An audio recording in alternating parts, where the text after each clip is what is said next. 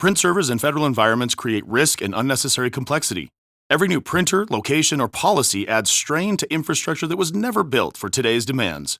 FedRAMP High Authorized Printer Logic eliminates print servers with a secure cloud-native, zero-trust solution designed for federal IT. With advanced security, centralized control, and simplified management, agencies can modernize print without added burden. See what secure serverless printing looks like. Visit Vasion.com to learn more. Federal Drive is presented by GEHA, Government Employees Health Association, proudly providing health and dental benefits to federal employees and their families. Visit GEHA.com. And now, the Federal Drive with Terry Gerton, sponsored by GEHA. Welcome to the Federal Drive on Federal News Network. It's Tuesday, August 18th. I'm your host, Terry Gerton, and I'm glad you're here. Coming up on this hour of the Federal Drive, OPM is building the federal government's next generation HR platform. ACT-IAC wanted to know what the marketplace around it looks like. Plus, federal grants run on more than money. They run on predictable rules. Those stories and much more ahead during this hour of the Federal Drive. We begin with this. The Defense Department is changing how it determines eligibility for transitional health care benefits for reserve component service members who are separating from active duty. The change comes after National Guard and Reserve members sued the Pentagon, arguing that the department had added an eligibility requirement that wasn't in the law. Federal News Network's Anastasia Obis is here with more. Anastasia, good to have you. Hi, Terry. What exactly is the Pentagon changing here, and why did reservists bring their suit? Yeah, so Anthony Tata, he is the Undersecretary of Defense for Personnel and Readiness. He issued a memo last week saying that reservists don't have to demonstrate anymore that their period of active duty service is connected in some way to a war, a contingency operation, or a national emergency to qualify for the Transitional Assistance Management Program, or TAMP. TAMP offers 180 days of TRICARE coverage to some service members and their families after their active duty orders end if they were activated for more than 30 days. So when Congress created TAMP in 1991, it was supposed to help service members transition to civilian life, but at the very beginning, it applied to a very narrow group of reservists, and then lawmakers broadened eligibility to better support reservists cycling like on and off active duty. Despite that, in order to be eligible for the benefit, your active duty orders were supposed to be coded as in support of a contingency operation to be able to receive that benefit. Now, what's also changing is that service members who were ineligible for TAMP for the last 6 years can file a claim with the Defense Health Agency, and they will be reimbursed for healthcare-related costs. That would include premiums, and that would include some out-of-pocket expenses they incurred during that time. Anastasia, how did this become a legal issue? What was the policy that perhaps might not have been in alignment with statute? Yeah, so earlier this year, a class action lawsuit was brought, and it was challenging the Defense Department policy that conditions eligibility for TAMP. That policy has been in place for a very long time, but the main plaintiff, his name is Anthony Gantars, he argued that Congress designed TAMP to cover reserve component service members during a national emergency, regardless of the type of active duty they perform. So this case is also built on a recent Supreme Court case, the Feliciano versus Department of Transportation, which was issued in 2025. And it had to do, that case had to do with what it meant to say that you were called to active duty pursuant to a national emergency. That case was about differential pay for reservists, but the Supreme Court ruled that reservists do not need to prove that their service was substantively connected to the emergency to get that differential pay. So the plaintiff in that case, to give you an example, the plaintiff in that case, Nick Feliciano. He worked as an air traffic controller, and he was supporting the Coast Guard Reserve by escorting ships during operations Iraqi Freedom and Enduring Freedom. Also, to add to that, the United States has been in a constant state of national emergency since 1979. So, as for this case, the plaintiff serves 4 years on active duty. His orders and he gets notified by the Defense Health Agency a month later that he is disenrolled from TRICARE. He contacts Navy Reserve officials, and they basically tell him that his orders were not coded in the Defense Enrollment Eligibility Reporting System, or DEERS, as being in support of a contingency operation. They basically told him, look, normally active duty for special work, active duty for operational support orders do not qualify. So the lawsuit basically says service members are denied coverage based on this internal administrative coding requirement, and that requirement does not appear in the statute. So has DOD issued a new policy in response to the lawsuit then to clarify this? So it appears so, because DOD in the new memo addresses the central issue that is raised in the lawsuit. The Undersecretary said that the Assistant Secretary of Defense for Reserve Affairs will ensure coding in the system is adjusted to implement this change to temp eligibility. The main plaintiff, Mr. Gontars, he has already received information that he is eligible, because in addition to the period of active duty that's in the complaint, he's also been on and off active duty since then. And for his most recent active duty, he was told that he is eligible for temp now. Plus, the memo says, like we discussed, that service members who were denied temp benefits can seek reimbursement, but that's on or after April 24th, 2020. And that date basically goes back to exactly when the lawsuit was filed. And the reason for that is that the case was brought under the Administrative Procedure Act, and that has a 6-year statute of limitations. Now, it's important to note that the policy, that's not when the policy first went into effect. So that's clearly in response to this litigation. Does this resolve the lawsuit? Everybody can get their claim settled and move forward, or are there still issues? So the attorneys said that they're thrilled by this policy. They agreed to pause the case for 60 days while they figure out whether the new policy addresses all of their claims, but they haven't yet agreed to dismiss the case.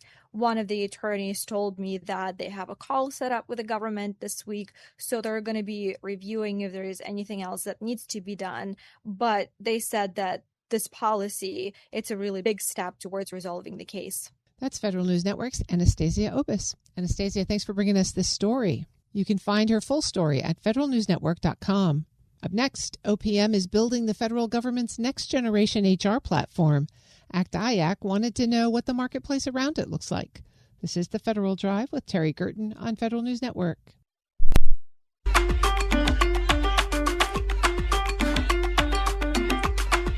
Welcome back to The Federal Drive with Terry Gerton on Federal News Network. As OPM rolls out its new government-wide human capital platform, agencies will still need solutions for everything from recruiting and performance management to training and retirement services. To help agencies understand what's available, ACT-IAC conducted a broad review of the federal HR technology marketplace. Joining me with what they found are Jim Cook, chair of the ACT-IAC Institute for Innovation, and Gary Washington, ACT-IAC's chief strategy officer. Jim and Gary, it is really great to have you both on the show today. Thank you for joining me. Thanks for having us, Terry. We're happy to be here. Jim, let's start with this report and the why. ACT-IAC probably didn't wake up one day and decide to inventory HR software. So what's happening in the federal HR space that convinced you, and this consortium particularly, that this kind of research was necessary? Terry, first thing was that as we were tracking the government's direction on the modernization of HR, we noted that while the government was moving to acquire a core HR system, which was eventually awarded to Oracle, we recognized that some of the functions in the personnel arena are still highly specialized and wouldn't be met by a particular single platform. And then we noted that OPM and OMB in a December memo noted that OPM was going to take on the responsibility to develop this marketplace of commercially available solutions to meet some of these specialized needs.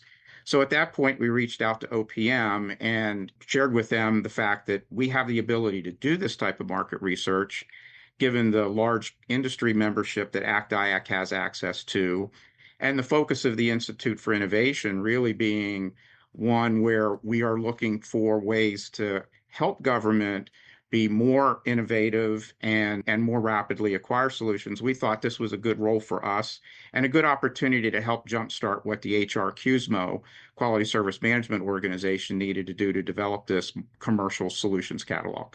So, Gary, Jim has helpfully reminded us that OPM has already awarded its base contract for future technology to Oracle. When you think about the specialized services or needs or approaches that different agencies take, what opportunities does this sort of one-size-fits-all base create, and what opportunity or what conflicts might it also present? Thank you for the question, Terry. I think some of the opportunities for taking a standardized approach to core HR is efficiencies across the federal government, potential cost savings. And so there'll be a level of interoperability that will allow people to benefit financially through cost avoidance for the implementation of modern technologies.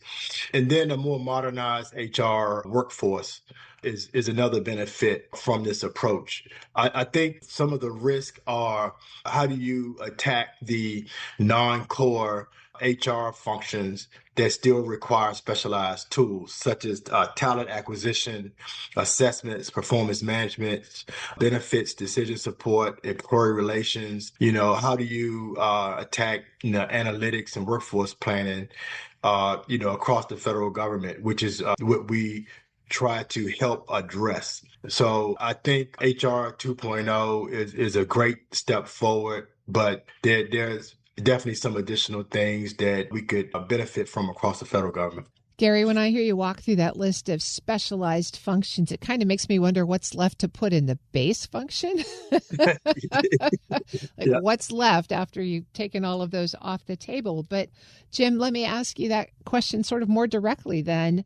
What's the tension between standardization and agency choice here? And why is that question getting so much attention? So the tension, I think, is, I don't know that I would call it so much a tension as I would call it a balance. And I think there is a necessary balance. So standardization is important for a lot of the reasons that Gary mentioned. Another one is when you think about the federal government as a large enterprise, and the fact that there are employees that move from agency to agency without a standard core system that essentially is a system of record for all personnel information, the ease of mobility across the federal government is really, really hindered. And that's actually been something that's been raised in past work that I've done in the workforce arena, even going back to the first Trump administration and some work that we were able to do with Margaret Weichert at the time, who was trying to address this issue. So this common core provides a platform for the data and the core personnel record, but the functions of talent management, assessments, and so forth that Gary's listed off can be tailored to particular agencies. There's different type of workforces. There's different agency cultures. There's different requirements that those agencies have to meet. So what we're really creating here, and what OPM is really creating, is this balance between the common core to manage the federal workforce information from an enterprise perspective, but then allowing agency level specialization and innovation to meet the agency specific needs as they perform those functions at the agency level. So that's the balance. And I think the strategy makes a lot of sense from that perspective. It's not a one size fits all solution. Gary Washington is ACT-IAC's Chief Strategy Officer, and Jim Cook chairs the ACT-IAC Institute for Innovation. Gary, let me come back to you then, because one of the other themes that comes through in this report is a concern about preserving an open marketplace. Tell me what you mean by that, and what are you worried about? Well, in terms of preserving an open marketplace, that's really around the non-core functions, because some of the agencies may have specialized use cases for some of the functions that I mentioned earlier. So they may require specialized tools for specialized functions in their agencies. So it's not really for the non-core functions a one size fits all. And it also will encourage competition among solution providers in terms of addressing agency needs. And are you worried that there might be some limits on competition here? No, I'm not worried at all. There may not be limits on competition. There was a competition for the core functions, and as Jim mentioned earlier, that was awarded to Oracle. I think the competition will continue, in terms of the specialized functions and the non-core functions of this activity. Jim, as you went through the research process here and you talked to vendors and you looked at technologies, what surprised you most about where this market is headed and what you heard? I'm not sure if it was a surprise as much as it was something that was encouraging, was that the market is actually much larger than maybe some people imagine, certainly driven by a lot of changes and development in a commercial space. One of the things that I think we were pleasantly surprised by was just the availability of solutions, because again, our focus was on products and solutions, not services. The challenge in all of that is making sure that, or identifying those solutions that are federal government ready, meeting the unique data security interoperability standards of the federal government. And there were quite a few, certainly in some specialized areas, that were much further along and ready in that sense than in other cases. So I think that was if you want to use the term surprise, that was a pleasant surprise, that it is a robust marketplace. There are segments of the market that have federal ready solutions and others that are moving in that direction fairly rapidly. So I think back to your earlier question about competition, it really does, I think, bode well for the fact that I think there is going to be a lot of open competition in the market going forward, even with the unique requirements and needs of the federal government. So, Jim, is it your sense at this point that the OPM QSMO has a good handle on this market and reflecting the capabilities and the products that are out there? Well, I think our hope is that this market research actually helps them do that. Again, one of the drivers for us was, and in our early discussions with OPM about the fact that we were doing this, is I think we both saw this as an opportunity to really jumpstart their efforts in developing this commercial marketplace set of solutions that they could make available to other agencies. So we're looking forward to them hopefully adopting the content that we've provided to them and starting to use it. And we'll continue to update and build it as the market continues to evolve and change. And Gary, if you're an agency CHICO or CIO sitting out there getting a hold of this report, what do you want them to take away from it as they think about their own agency requirements, how they fit into this OPM strategy, and what they should do with the data? Well, I would recommend, having been a department CIO myself previously, I would recommend that they use this as a strategic guide and tool for decision making as they move forward in the HR 2.0 journey. Obviously, there's going to be some requirements that have already been laid down for the core functions, but as you approach your non-core functions and you look at solutions, as Jim stated, just know that there's been work been done to assist you in your decision making, to give you a strategic roadmap. I think it would be beneficial to all.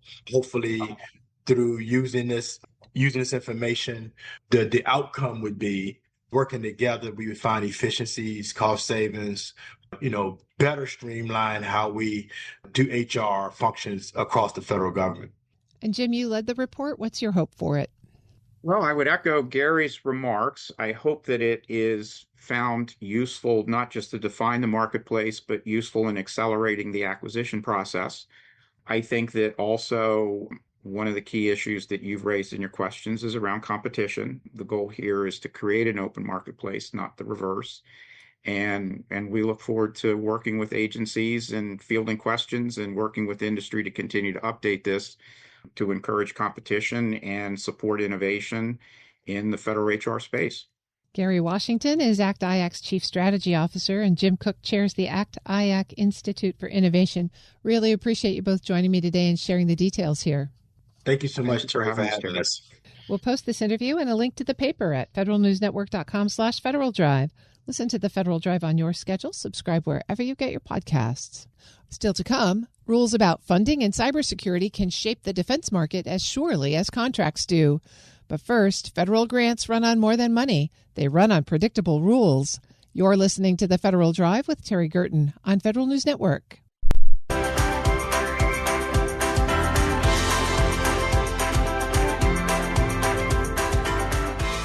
Welcome back to the Federal Drive with Terry Gerton on Federal News Network. The Office of Management and Budget is proposing changes to the rules that govern how federal grants are awarded and managed. Those rules help determine how states, universities, nonprofits, and local governments plan projects that can take years to complete. Here to discuss what the proposed changes could mean is Jillian Blanchard, Senior Vice President of Climate Change and Environmental Justice at Lawyers for Good Government. Jillian, thank you so much for joining me today. It's great to have you on the show. Thank you for having me. The administration has recently closed comments on a rule that would change how the federal government reviews and approves grants awards. It looks like they got almost 500,000 public comments, and the earlier assessment is that about 94% of them were opposed to the rule. So let's start there. What is this rule, and why is it different, and why is everybody's hair on fire about it?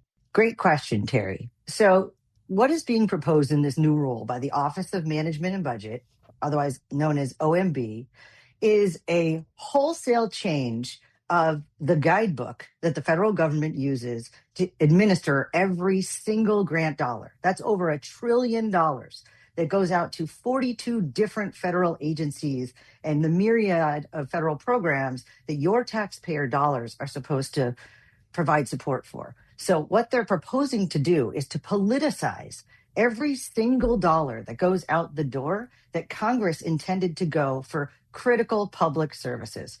Essentially, the Office of Management and Budget is throwing what we call this Trojan horse into what is meant to be really boring administrative processes of how you get grant dollars out the door. This OMB is proposing to politicize every one of those and to tag and add on this administration's policies onto every dollar. That's causing widespread panic, as it should, because every school, every university, every nonprofit, every private industry, every single state that relies on this critical federal funding would now have to comply with these political grant conditions that in many cases have nothing to do with their grant award. And the main issue that I think is getting people up in arms is this ability for any political appointee to veto a grant. So no longer are the grants going to be awarded based on merit and scientific research by the experts in the field. Instead, some political appointee could just come in and veto it because they don't like Harvard University. So they don't want to give Harvard University $1 million in grant funding. That's terrifying for all of us. And the other thing that it does that's really alarming is it implements this portion of Project 2025 to consolidate policy power in the hands of the president. Congress has the power of the purse. They're the ones who are supposed to say where the money goes and to pass the laws and the policies that we all abide by. The Office of Management and Budget is only supposed to spend those dollars and administer them efficiently. But here, they're trying to take all kinds of policy power.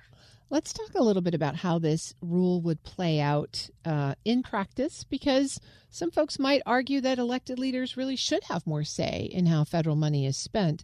But your organization actually expresses a number of concerns, some starting with constitutional and civil rights. Start there for me and tell me what you're worried about. Yeah, absolutely. Well, first I want to also say that to your first point, the elected leader question is right on the money, Terry. The money is supposed to be directed by elected leaders. That's everyone in Congress. Constitution gives Congress that power so that a lot of people are deciding together how the money is spent, not one president or his political appointees who have not been elected. So How this would work in practice is the rule attempts to force a bunch of vague restrictions that would essentially police free speech and local communities. It tries to codify, Terry, the executive orders that this administration issued on day one of his administration around DEI and identifying diversity, equity, and inclusion as bad things, and gender ideology as a problem, and woke policies. So this effort would codify in the grant requirements these executive orders, which have, I will add, been repeatedly found to be unlawful in different courts. In a recent court case, Seattle v. Trump, these conditions were found directly to be contrary to law. You cannot tell people how to think. You cannot tell people to not implement civil rights or states not to implement civil rights and disparate impact analysis. And yet, this OMB rule would do exactly that. Jillian Blanchard is Senior Vice President of Climate Change and Environmental Justice at Lawyers for Good Government.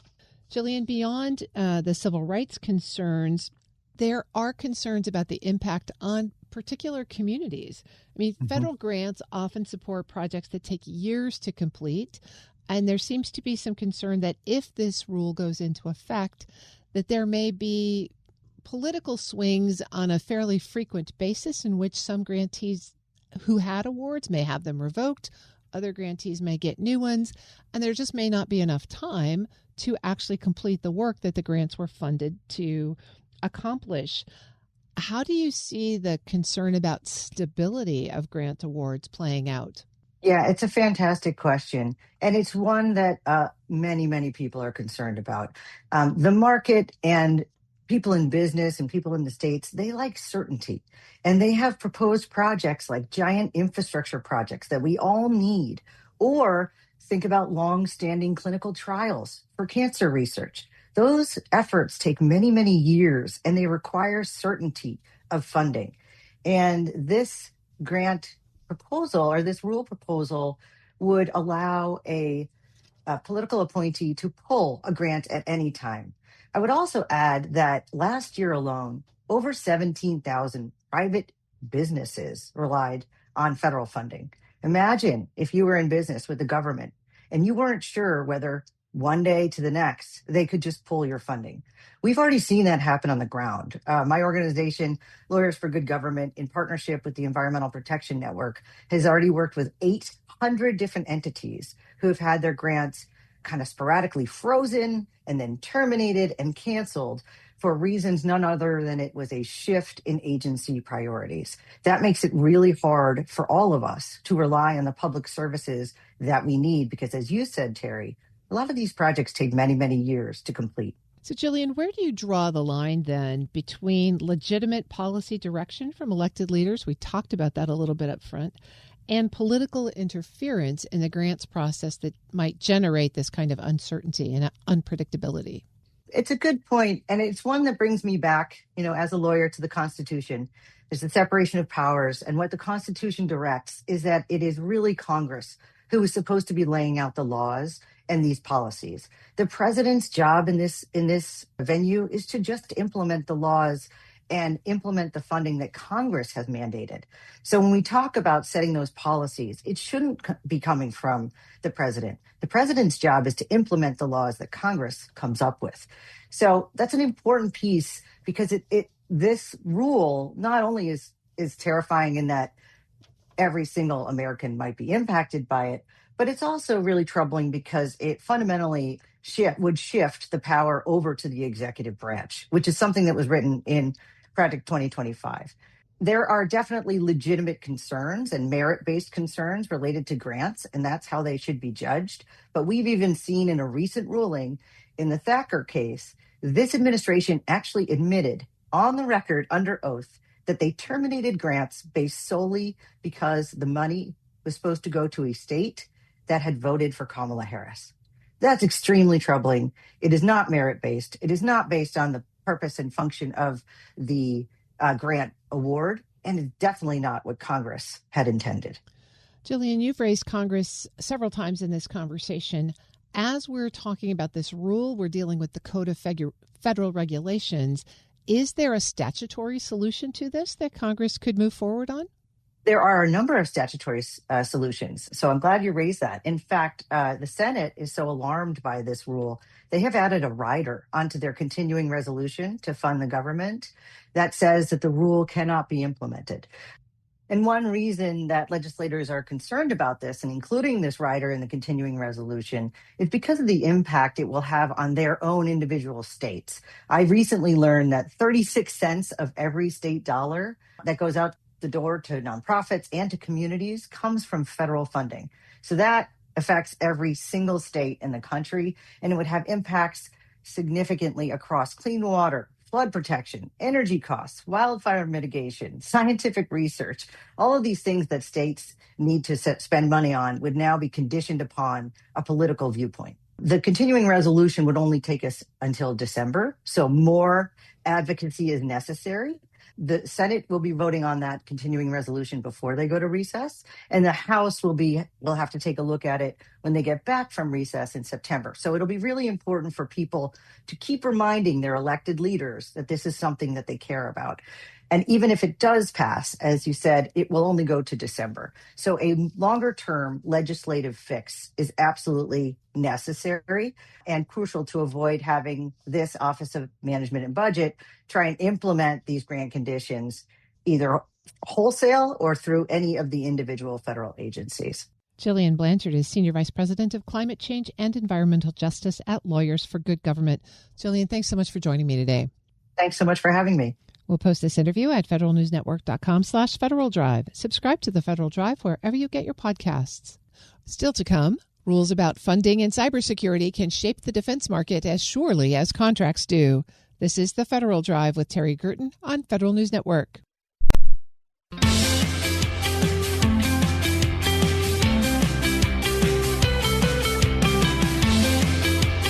Welcome back to the Federal Drive with Terry Gerton on Federal News Network.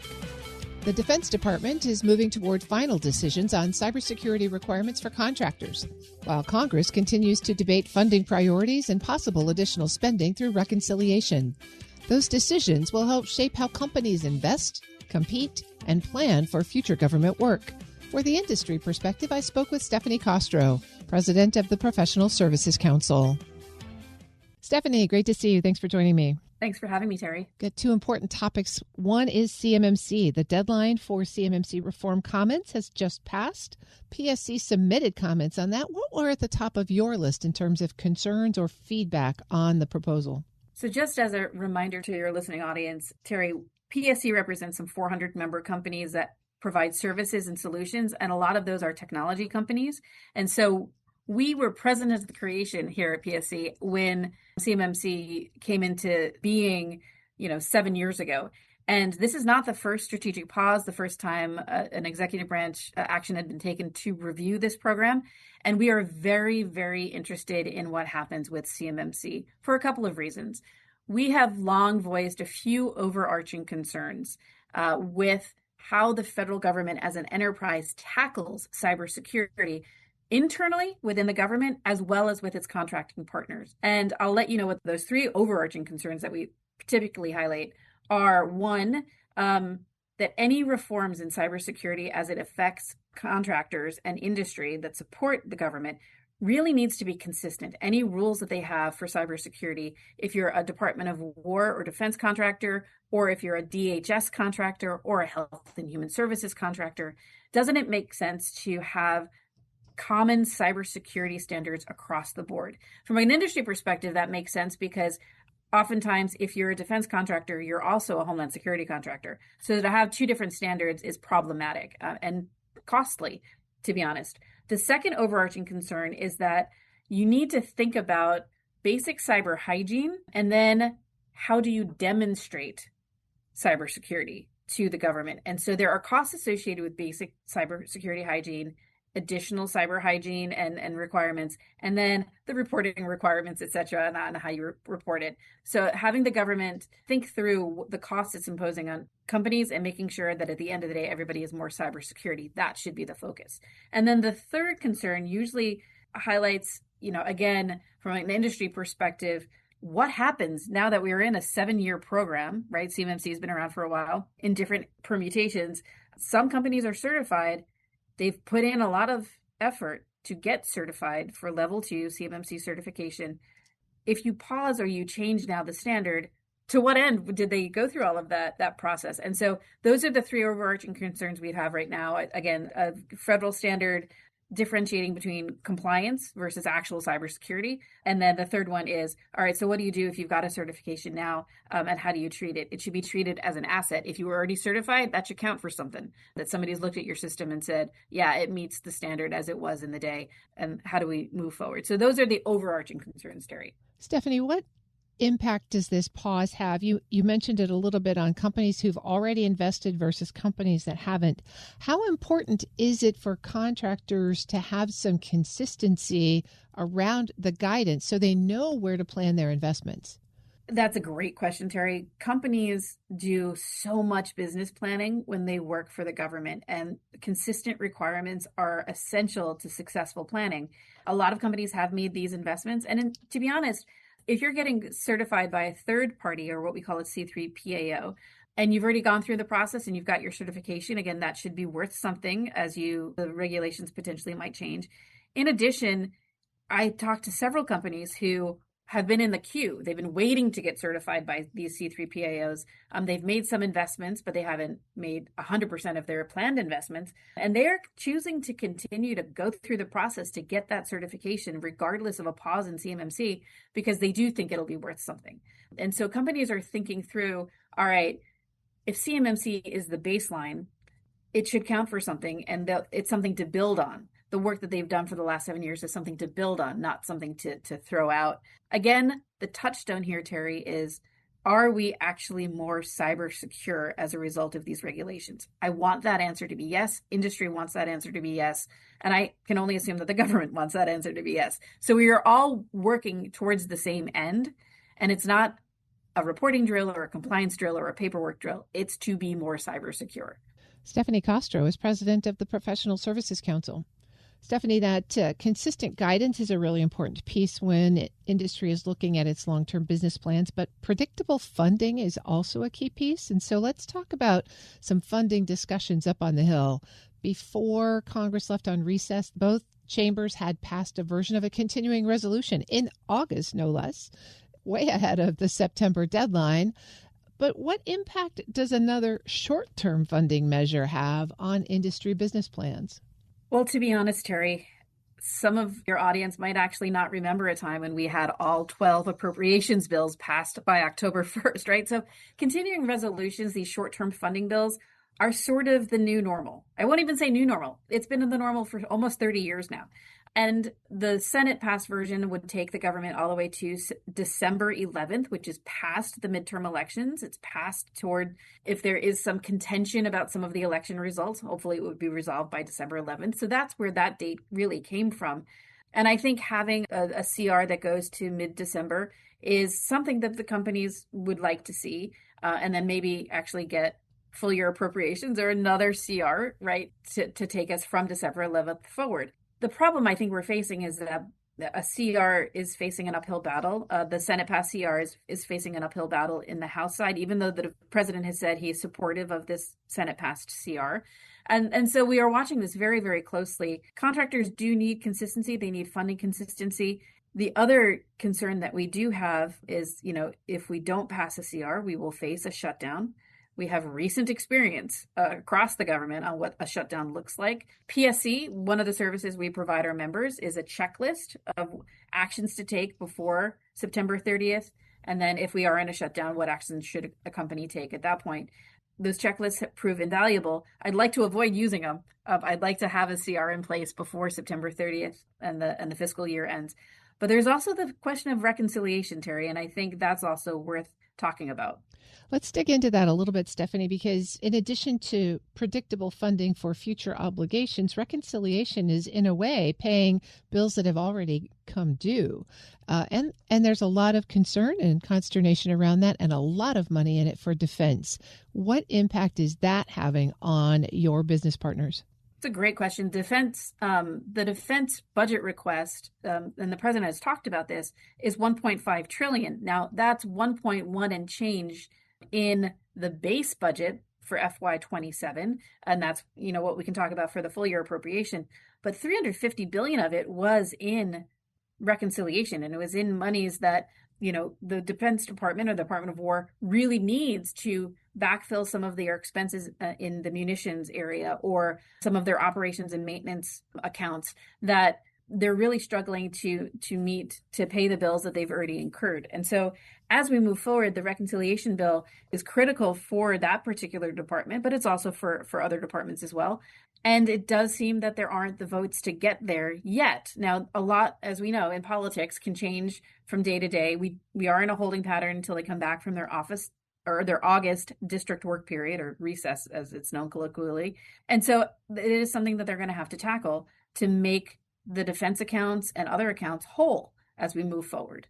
As we think about the topics we've touched on today, cybersecurity requirements, continuing resolutions, reconciliation, and pressure on the defense industrial base, and this theme sort of uncertainty, what is the biggest source of uncertainty facing federal contractors right now? Oh, we are in a messy middle situation, Terry, where they don't have funding certainty, but they also don't have regulatory certainty. And you and I have talked about this revolutionary FAR overhaul, which is a once in a generation, attempt to streamline regulations, both within the base FAR as well as the supplemental FAR. So the DFARs for defense purposes or other elements of the government. And so we had class deviations issued. We have the old clauses that might still be in some contracts. We have new clauses coming out. There are proposed rules with sea changes in several parts of the FAR. This is a very, very messy situation where you don't know what compliance standard as a contractor you're going to be held. So there's a funding issue, and then there's a compliance issue that we're facing. The other issue that they're facing, and I'll say this is in the triad of issues, funding, regulations, there's also the fact that in some cases there have been delays in the government paying its bills. And as you know, for contractors, they submitted an invoice for costs already incurred, and then they hope there's a certain set amount of time where the government has to pay that without incurring additional penalties and interest payments, et cetera. As we move forward, that's another big deal. And there are some companies that are still waiting to be paid for terminating contracts over a year ago. Those termination settlement proposals are still being negotiated. And so this has an outsized impact on our small business community who don't have the ability to shift funds in the same ways that larger companies might. And so this is a big deal, Terry. So funding's uncertainty, regulatory uncertainty, and then when will the bills be paid by the government uncertainty. Stephanie Castro is president of the Professional Services Council. Stephanie, thanks for joining me today. Thanks, Terry. We'll post this interview at federalnewsnetwork.com/Federal Drive. Listen to the Federal Drive on your schedule. Subscribe wherever you get your podcasts. For a long time now, agencies have been grappling with cybersecurity challenges around identity. But artificial intelligence is making things even more complicated. The quick pace of AI adoption and the need to secure non-human identities in addition to human users has further cemented the need for agencies to adopt a robust, modern identity framework. Jennifer Franks is Director for IT and Cybersecurity at the Government Accountability Office. And Manny Medrano is the Director of the Global Security Operations Center at the State Department. They talked about the challenge during a panel discussion with Federal News Network's Justin Doubleday. It does merit taking into the aspect of what it is we're doing and how it is we're approaching our evaluations for the various federal agencies. And from our oversight work and those challenges that we've identified and those recommendations that we then issue, one thing really has become increasingly clear in the identity area, and that's that the most foundational element to cyber is identity. And I think it sometimes gets overshadowed because of all the other security controls and the complexities of our environments. And when we're thinking of moving towards, cloud environments, he was talking about the workforce and adapting some of those expanded hybrid working environments, adopting SaaS platforms and exploring AI use cases. We still have to focus our efforts on identity management, which is increasingly one of the strongest pain points across our various organizations, because it's how we protect our systems and the data that resides on those systems. So we're seeing agencies take strides to really mature in managing our user accounts and really thinking holistically about the identity life cycle. So bringing those specialists and those subject matter expertise in at the beginning of your life cycle to understand your onboarding process and even the provisions around access and authorization, and looking at your privileged users in those accounts, looking at our continuous monitoring efforts, and really looking at timely deprovisioning someone that perhaps even changes the role or even leaves the organization. Another thing that we're focusing on is how our environments are connected, making sure that the HR systems are interconnected to the contracting systems and the financial systems and all of the technology platforms that really speak to making sure that we can protect the critical data of our various agencies' missions, and that we are not, siloing IT strategies and orphaning accounts and having unnecessary risk introduced where we're not considering the identity protection areas.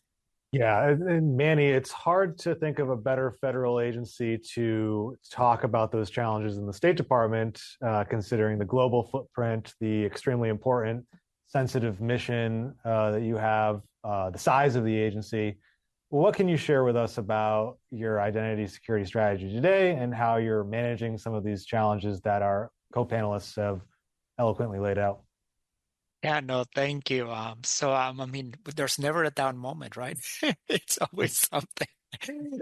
No, so from our perspective, right, as part of the Security Operations Center, right, this is definitely forefront, right? But it takes a village, right, to make sure that we get it right. So our strategy, right, for the department, and we work very close with our identity folks, is that it is, from my perspective, right, it's more than just authenticating users now. I think that that's what we used to focus on a lot, and now we're further than that. And I think that it's important to what was mentioned earlier, right, that there's a lot of AI related lingo happening out in the private sector, and how AI is great and AI can automate, which is great. It is true. But I think that we also need to focus a little bit and step back and look at the foundations as well. I think that's critical, right? Because I think we often forget that foundation, which is like where everything is built upon, and we're already trying to automate something that we don't even know if it exists. And what we're looking here as well, right? It's about governing, right? Every entity that touches a mission system at the State Department. So for example, we are looking at, okay, so you need to have an identity, right, for a individual, but also it could be now an API, it could be a service account, it could be a workload, right? And it could also be an AI agent, just like what we mentioned earlier, right? So there's different types now of assets, right, that have that identity. And then we need to have enough context so that we can make those decisions in a continuously manner and faster way, right? So the practical shift, right, that ICAM, right, that I think that we should integrate is with other functions, and also the endpoint posture, the application access, cloud authorizations, SOC operations, right? So all of these different aspects, right, have to come together.